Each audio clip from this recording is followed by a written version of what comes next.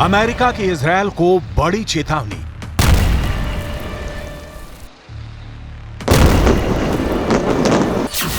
Gaza पर कब्जा ना करने की सलाह।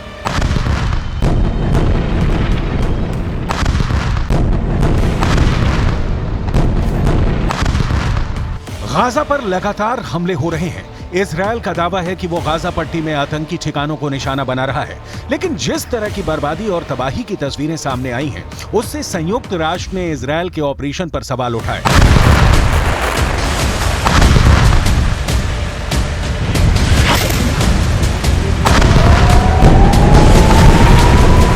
लेकिन यूरोपियन यूनियन और अमेरिका इजरायल के साथ खड़े रहे।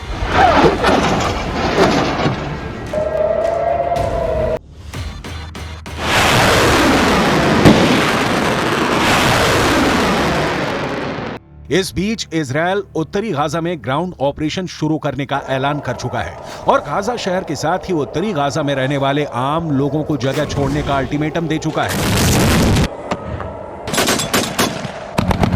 वहीं गाजा में ज्यादा बड़े इजरायली इलाके को क्लोज्ड मिलिट्री जोन घोषित कर चुका है। जाहिर है, इजरायल गाजा में जमीनी अटैक करता है तो वहां उसे कई महीनों तक जंग लड़नी पड़ सकती है। और द न्यूयॉर्क टाइम्स ने इजरायली सेना के अधिकारियों के हवाले से दावा किया कि इजरायल जमीनी ऑपरेशन के बाद गाजा में कब्जा कर सकता है। हालांकि ये साफ नहीं किया कि इजरायल ये कब्जा स्थायी तौर पर करेगा या फिर महज कुछ समय के लिए।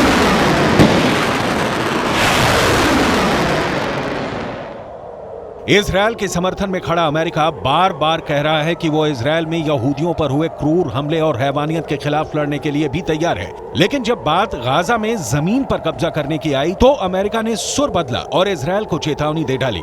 अमेरिका के राष्ट्रपति जो बाइडेन ने साफ कर दिया है कि गाजा पट्टी पर इजरायल के कब्जे का वो बिल्कुल समर्थन नहीं करते। हालांकि उन्होंने इस बात को भी स्वीकार किया कि हमास का पूरी तरह से खात्मा होना चाहिए, मगर उसके लिए गाजा पट्टी पर कब्जा करना गलत होगा।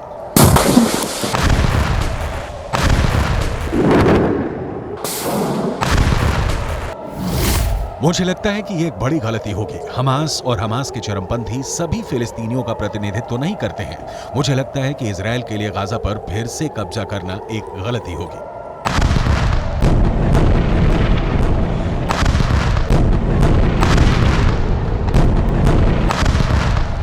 असल में अमेरिका के राष्ट्रपति जो बाइडेन से एक इंटरव्यू के दौरान गाजा पर इजरायल के कब्जे पर सवाल किया गया, जिस पर उन्होंने इजरायल को चेताया कि गाजा पर कब्जा उसकी बड़ी गलती हो सकती है। हालांकि इजरायल का दावा है कि उसका गाजा पट्टी पर कब्जे का कोई इरादा नहीं है। यूएन में इजरायल के राजदूत ने बयान दिया जिसमें उन्होंने बताया कि उनका गाजा पर कब्जा करने का कोई इरादा नहीं है।